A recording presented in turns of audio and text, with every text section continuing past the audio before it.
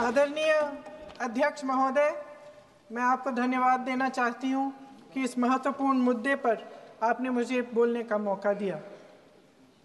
ये अलग बात है कि सत्ता पक्ष के लोग सब मेरे बोलने से पहले ही भाग गए। आइए आइए, आपको देख के मैं खुश थी कि आप वापस आ गए। सबसे पहले मैं उन सैनिकों, उन जवानों, उन अफसरों को नमन करना चाहती हूँ जो हमारे देश के रेगिस्तानों में, हमारे देश के घने जंगलों में, बर्फीले पहाड़ियों पे हमारी देश की रक्षा करते हैं, जो हर पल देश के लिए अपनी जान देने के लिए तैयार रहते हैं। 1948 से लेकर अब तक, जब से पाकिस्तानी रेडर्स ने कश्मीर पे हमला किया, तब से लेकर अब तक हमारे देश की अखंडता की रक्षा करने में उनका बड़ा योगदान है। हमारी आज़ादी अहिंसा के आंदोलन से हासिल हुई, लेकिन जैसे मैंने कहा, उसको कायम रखने के लिए हमारी सेना का बहुत बड़ा योगदान है। अध्यक्ष महोदय, कल मैं सदन में बैठी हुई सबके भाषण सुन रही थी। आदरणीय रक्षा मंत्री महोदय ने बोला, सत्ता पक्ष के कई मंत्रियों ने बोला। 1 घंटे का रक्षा मंत्री जी का लंबा भाषण था। सुनते सुनते एक बात मुझे बहुत खटक रही थी। उसके बाद जब दूसरे भाषण भी सुने आपके सत्ता पक्ष के, तब भी ये बात बार बार मेरे मन में आ रही थी कि सारी बातें कर ली, ऑपरेशन सिंदूर की बात कर ली, आतंकवाद की बात कर ली, देश की रक्षा की बात कर ली, इतिहास का पाठ भी पढ़ा दिया, लेकिन एक बात छूट गई। उस दिन 22 अप्रैल 2025 को जब 26 देशवासियों को अपने परिवार के सदस्यों के सामने खुलेआम मारा गया, तो ये हमला कैसे हुआ, क्यों हुआ?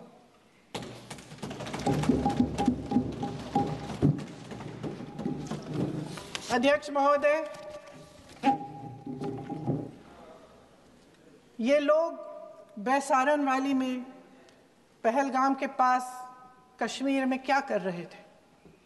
आजकल पब्लिसिटी का दौर है, प्रचार का ज़माना है। कुछ समय से हमारी सरकार ये प्रचार कर रही थी कि कश्मीर में आतंकवाद ख़त्म हो गया है, कि कश्मीर में शांति है, अमन चैन है। प्रधानमंत्री जी ने खूब भाषण दिए, देशवासियों को कहा कि चलिए कश्मीर चलिए, सैर करिए। कई बार मैंने ये भी देखा मीडिया पर, टीवी पर, कि कश्मीर जाइए, ज़मीन खरीदिए, अब वहाँ अमन चैन है, शांति का वातावरण है। इसी बीच शुभम द्विवेदी, एक कानपुर के नौजवान,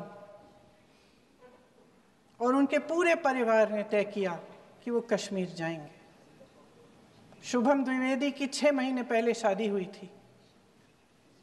उसकी पत्नी ने कहा कि उनके बीच एक ऐसा रिश्ता था, प्रेम और दोस्ती का ऐसा रिश्ता था कि वो एक दूसरे को बच्चों की तरह हंसाते थे। सोशल मीडिया पर एक वीडियो भी जारी है जिसमें पूरा परिवार एक साथ बैठा हुआ ताश खेल रहा है और ऐसे हंस रहे हैं, ऐसे हंस रहे हैं कि उस वीडियो को देख के किसी का भी दिल टूट जाए कि इस परिवार को इस तरह से उजड़ने क्यों दिया हमने। 22 अप्रैल 2025 को बैसारन वैली में मौसम का मिजाज अच्छा था।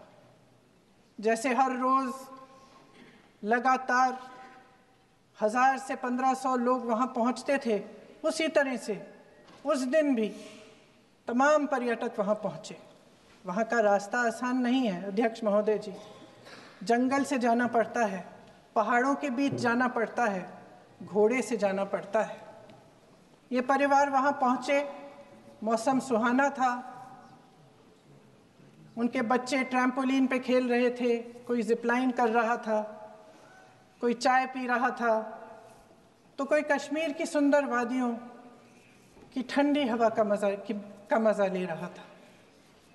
शुभम अपनी पत्नी के साथ एक स्टॉल पे खड़े थे। तभी अचानक 4 आतंकवादी जंगल में से निकलते हैं और शुभम को वहीं अपनी पत्नी के सामने मार डालते हैं।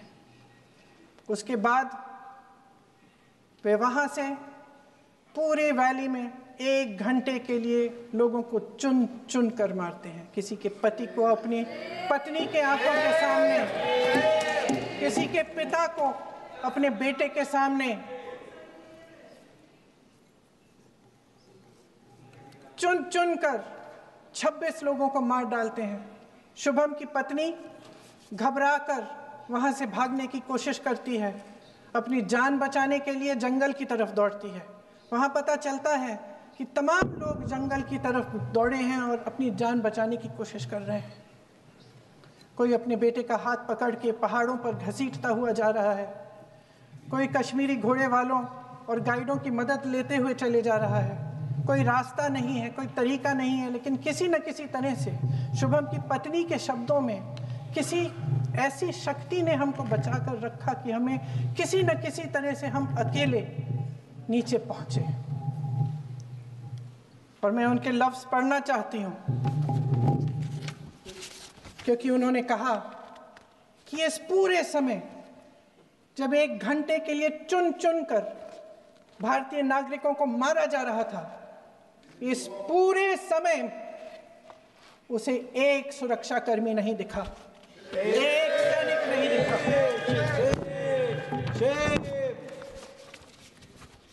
शुभम की पत्नी ने कहा, कोट, मैंने अपनी दुनिया को खत्म होते हुए देखा। अपनी आंखों के सामने एक सिक्योरिटी गार्ड नहीं था। मैं ये कह सकती हूं कि देश ने, सरकार ने हमें वहां पे अनाथ छोड़ दिया था। सिक्योरिटी क्यों नहीं थी वहां? वहां पे एक सैनिक क्यों नहीं दिखा? क्या सरकार को मालूम नहीं था कि यहां रोज 1000 से 1500 पर्यटक जाते हैं?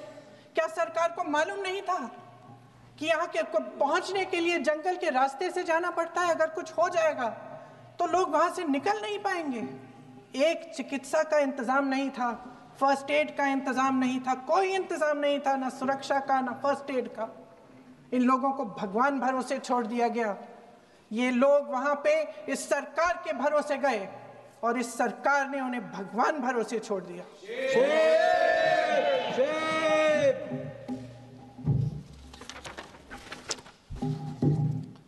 मैं पूछना चाहती हूं, ये किसकी जिम्मेदारी थी? इस देश के नागरिकों की सुरक्षा की जिम्मेदारी किसकी है? क्या इस देश के प्रधानमंत्री की नहीं है? क्या इस देश के गृह मंत्री की नहीं है? क्या इस देश के रक्षा मंत्री की नहीं है? क्या एनएसए की नहीं है?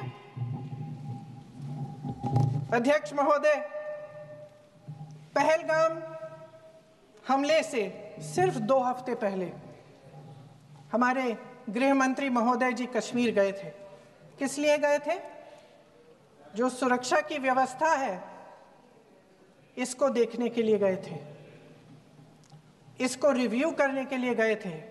और उन्होंने वहां कहा कि आतंकवाद पर विजय प्राप्त हुई है।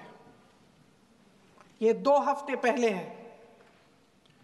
3 महीने बाद JNK के गवर्नर साहब एक आम इंटरव्यू में ऐसे ही चलते चलते कह देते हैं कि हाँ, बैसारन वैली में बहुत लापरवाही हुई और इसके लिए मैं जिम्मेदारी लेता हूँ।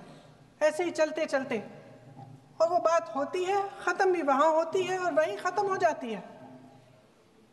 उनसे जिम्मेदारी ली भी नहीं जाती, कोई सवाल नहीं उठाता, कोई जवाब नहीं देता। अध्यक्ष महोदय, उस हमले की जिम्मेदारी एक आतंकवादी गुट जिसका नाम TRF है थोड़े दिनों बाद लेती है। कौन है ये TRF? 2019 में ये गुट बना। 2020 में इसने कश्मीर में आतंकवाद का काम शुरू कर दिया और अप्रैल 2020 से लेकर 22 अप्रैल 2025 तक इन्होंने 25 आतंकवादी हमले किए।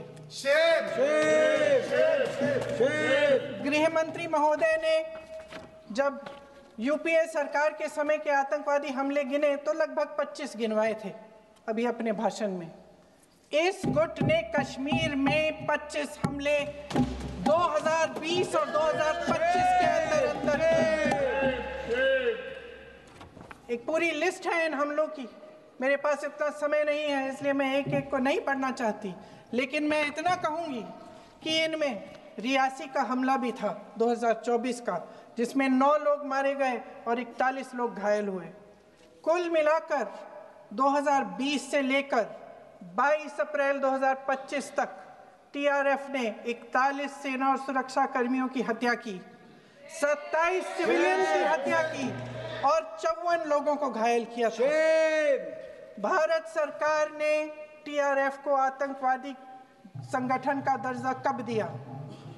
2020 में दिया, 2021 में दिया, 2022 में दिया, 2023 में दिया। 3 साल बाद, 3 सालों के लिए ये आतंकवादी गतिविधियां कर रहे हैं और आप इनको आतंकवादी संगठन तब कहते हैं 2023 में? इसकी क्या वजह थी? ये सब सरकार के संज्ञान में था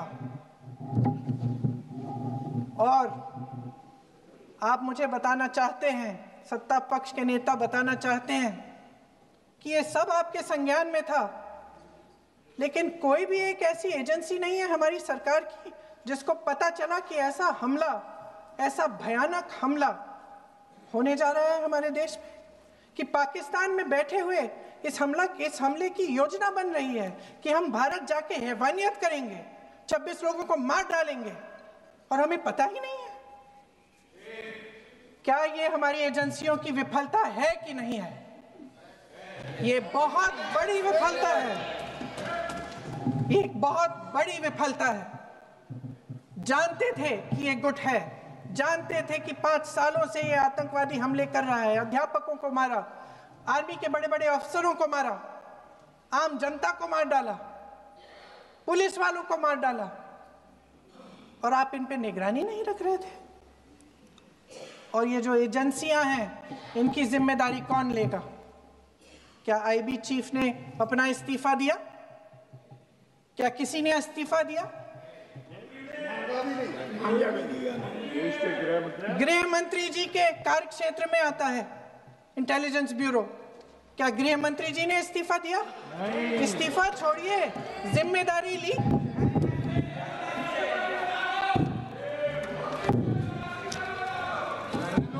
साहब देखिए, इतिहास की बात आप करिए, मैं वर्तमान की बात करना चाहती हूँ।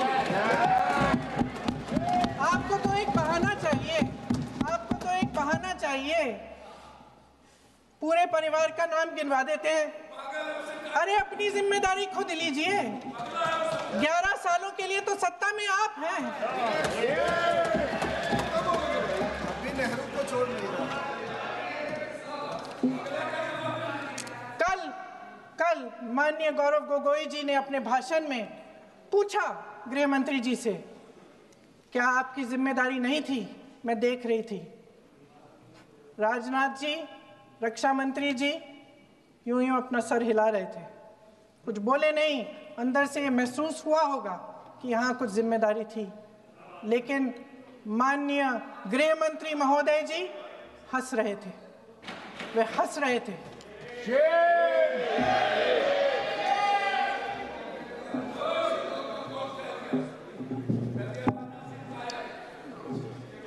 अध्यक्ष महोदय, कल सत्ता पक्ष और आज भी सत्ता पक्ष के नेताओं ने 2008 के मुंबई के हमलों का जिक्र किया, बार बार कहा कि मनमोहन सिंह जी की सरकार ने कुछ नहीं किया। ये तो जानकारी होगी ना कि उसी समय जब वो आतंकवादी हमला चल रहा था तभी उन आतंकवादियों को मार डाला था, एक बचा था और उसको भी फांसी दे दी थी 2012 में।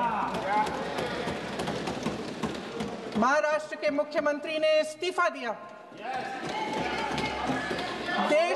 देश के गृह मंत्री ने जिम्मेदारी लेकर इस्तीफा दिया। एक जवाबदेही थी पब्लिक के प्रति, एक जवाबदेही थी इस देश की जनता के प्रति, इस देश की धरती के प्रति।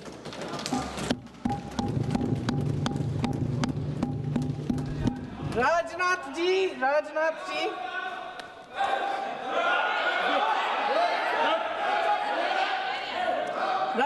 जी तो पुलवामा, उरी और पठानकोट के समय गृह मंत्री रहे थे। आज वे रक्षा मंत्री हैं और हमारे गृह मंत्री महोदय श्री अमित शाह जी के नाक के नीचे पूरा मणिपुर जल गया, दिल्ली में दंगे हुए, पहलगाम में हमला हुआ और आज भी वे उसी पद पर बैठे हैं। क्यों? अध्यक्ष महोदय, बमबारी से अखबारों के हेडलाइन बनते हैं, मगर कहानी सुरक्षा में की चूक में भी है। आज देश खोखले भाषण नहीं सुनना चाहता, देश जवाब चाहता है, तसल्ली चाहता है कि सच उससे छिपाया नहीं जाएगा। देश जानना चाहता है कि उस दिन अप्रैल 22, 2025 को क्या हुआ और क्यों हुआ। आप तो खुद अपनी पीठ थपथपाने में लगे रहते हैं। सेना, देश, संसद से सच छुपाते हैं। ऑपरेशन सिंदूर जब शुरू हुआ, हम सब ने समर्थन किया, सब एकजुट होकर खड़े हो गए इस देश के लिए।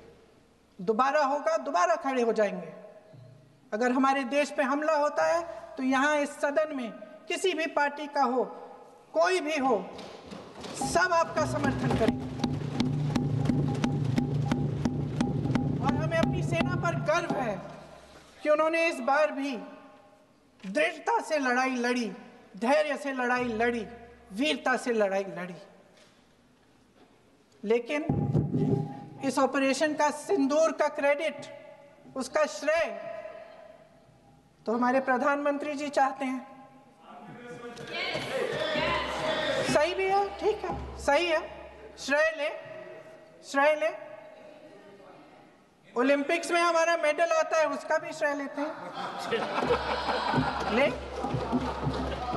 लेकिन सिर्फ श्रेय लेने से नहीं होता नेतृत्व, जिम्मेदारी भी लेनी पड़ती है।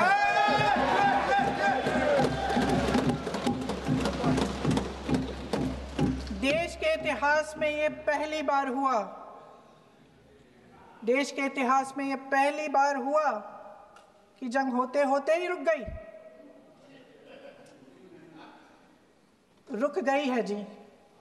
और इस रुकावट का ऐलान हमारी सरकार, हमारी सेना नहीं करती, अमेरिका के प्रेसिडेंट करते हैं, अमेरिका के राष्ट्रपति करते हैं।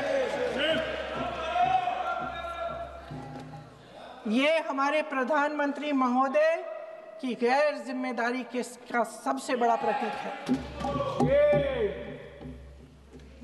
आज गृह मंत्री जी ने इस बात पर उल्लेख किया। उन्होंने कहा, उनके शब्दों में उन्होंने कहा कि पाकिस्तान के पास शरण में आने के बजाय कोई चारा ही नहीं था। आपने शरण दिया क्यों? वो आते हैं आपके देश के अंदर, लोगों को मार डालते हैं और आप उनको शरण दे रहे हैं। क्यों दिया शरण? इसका जवाब क्यों नहीं दिया एक भी भाषण में? जैसे ये बात उठी, शरण की बात की, हमारे गृह मंत्री जी ने इतिहास में चले गए।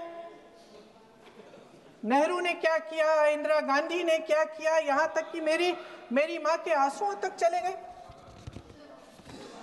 लेकिन इस सवाल का जवाब नहीं दिया कि ये सीज फायर हुआ क्यों, ये जंग रुका क्यों, और तब क्यों रुका जब दुश्मन के पास कोई चारा नहीं था हमारे श्रेय में आने के बजाय।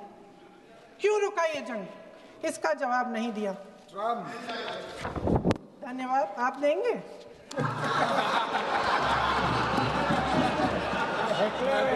मंत्री देना भाई देना, आपको टाइम मिलेगा तो। टाइम नहीं मिलेगा आपको शायद। वैसे महोदय, मेरी माँ की आंसू की बात किए, मैं इसका जवाब देना चाहती हूँ। मेरी माँ के आंसू तब गिरे जब उनके पति को आतंकवादियों ने शहीद किया,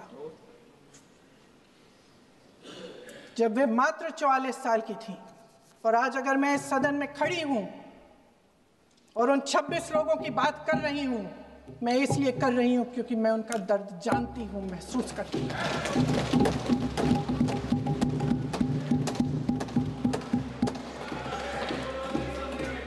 अध्यक्ष महोदय, मैंने कहा कि देश का नेतृत्व सिर्फ उपलब्धियों का श्रेय लेने से मजबूत नहीं होता।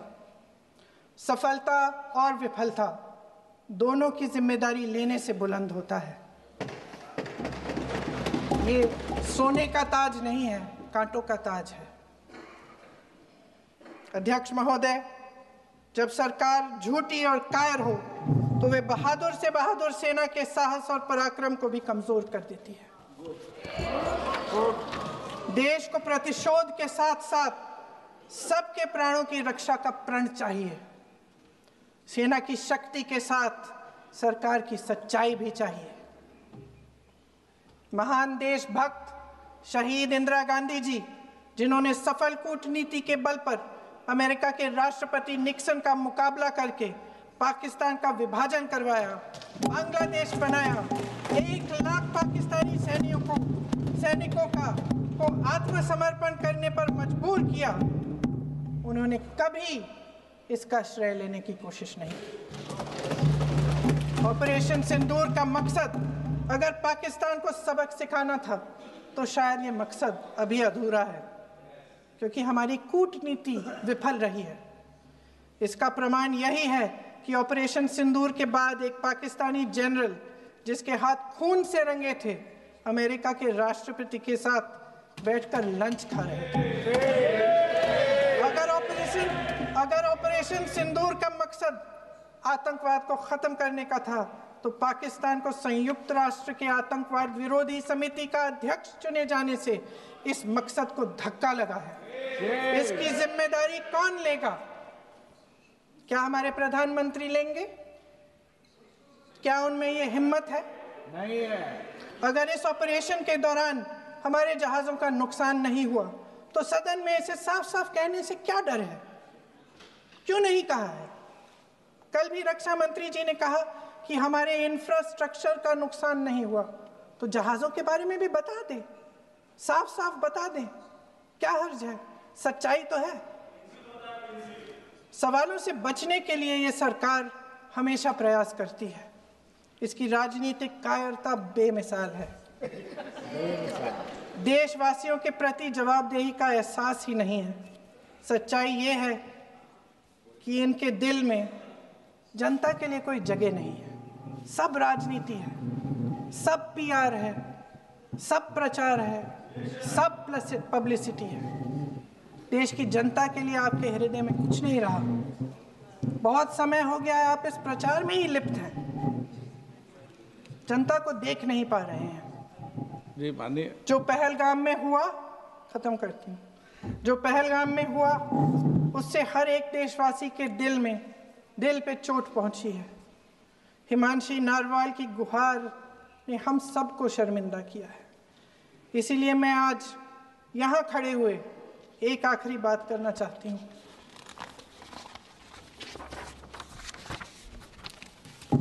इस सदन में लगभग सभी के पास सुरक्षा है, सुरक्षा की व्यवस्था है। हम जहाँ भी जाते हैं हमारे साथ सुरक्षा कर्मी आते हैं। आपको भी मिल जाएगी, आप मंत्री बन जाएंगे, आपको भी मिल जाएगी। मैं मजाक की बात नहीं कर रही हूँ, थोड़ा सा धैर्य रखिए। उस दिन पहलगाम में 26 परिवार उजड़ गए। 26 लोगों को अपने परिवार के सदस्य के सामने मारा गया। 26 बेटे, पति, पिता गुजर गए। उनमें से 25 भारतीय थे। भारतीय थे।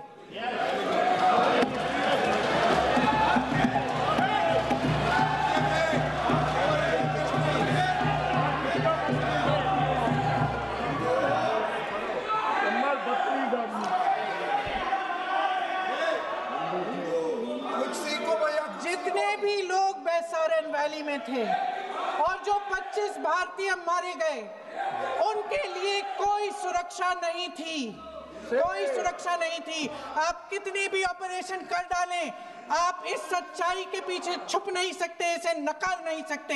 आपने उनको सुरक्षित नहीं किया। कोई शर्म नहीं है, कोई शर्म नहीं है, कोई शर्म नहीं है और ना कभी होगी। सुन लीजिए, सुबह भी मैं शिव मंत्र बोल के आई हूं। इनको क्या पता शिव मंत्र क्या है? शिव मंत्र खत्म कर लूं अपना भाषण। शिव मंत्र मैं एक बार उन 25 भारतीयों के मैं एक बार उन 25 भारतीयों के नाम इस सदन में पढ़ना चाहती हूं, ताकि यहां बैठे हर सदस्य को यह एहसास हो कि वे भी हमारी तरह इंसान थे, किसी राजनीतिक बिसात के मोहरे नहीं थे। वे भी इस देश के बेटे थे, वे भी इस देश के शहीद हैं। उनके परिजनों के प्रति हम सब की जवाबदेही बनती है। उन्हें सच्चाई जानने का हक है। समीर गुहा भारतीय, बिट्टन अधिकारी, मनीष रंजन, हेमंत सुहास जोशी, विनय नारवाल, सुशील नथनियल, अतुल श्रीकांत मोने, सैयद आदिल हुसैन शाह, नीरज एन रामचंद्रन, संजय लक्ष्मण लेले, दिनेश अग्रवाल, दिलीप दिल से, कुमार सतपति, JS चंद्रमौली। अब बोलिए, अब आराम से। JS चंद्रमौली, यतीश परमार, S मधुसूदन राव, सुदर्शन नारेबाजी का सदन नहीं है। शैलेश कलाटिया, ये तरीका ठीक नहीं है आपका। मंजुनाथ राव, कौस्तभ गणबोटे, शुभम द्विवेदी,